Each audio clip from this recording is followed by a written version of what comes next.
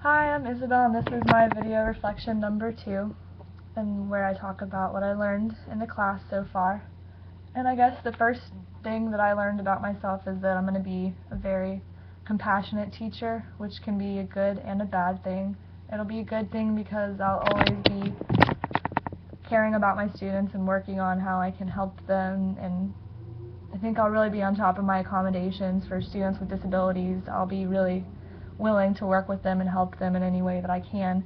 But at the same time, I think it's going to be a bad thing because I'll probably be bringing a lot of their issues home with me, like students who don't get enough food or who have a bad home environment, and that's going to keep me up at nights, and I'll always be worried about them. So it's a good and a bad thing, and I guess I need to learn how to balance between the two, because I'm also kind of afraid that I'm going to be giving students accommodations maybe a little bit too freely, not in the sense that I would be letting them do stuff willy-nilly, but if their parents have been, if they come with bruises and they don't, have a bunch of homework assignments, or I know you're supposed to accommodate for that, but I feel like what if a student thinks I'm gullible and will fall for that? So I guess that would be a problem, but I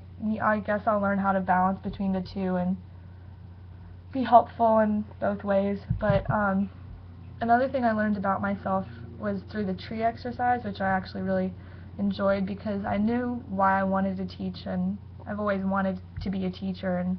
especially an English teacher. So I knew that, but I didn't know what my niche was, in the sense that I didn't know what my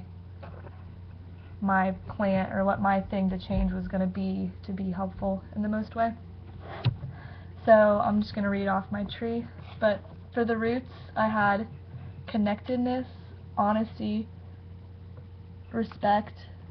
literacy, and determination.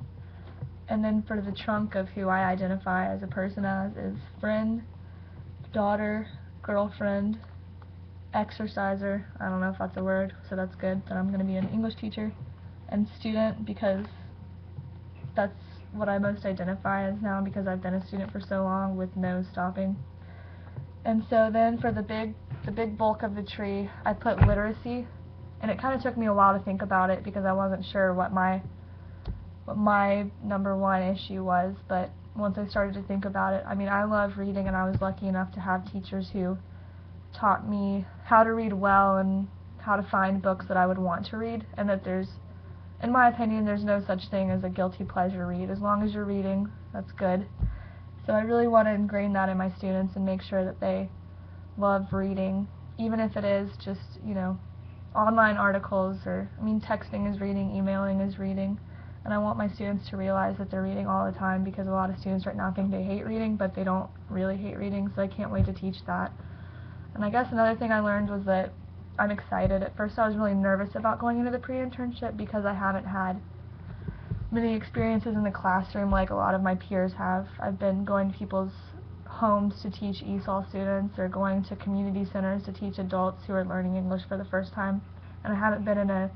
classroom setting since freshman year, and even then I was just watching. So I was really nervous about starting next week, but I guess I'm just starting to learn how to be excited, and that I'm more prepared than I thought I was.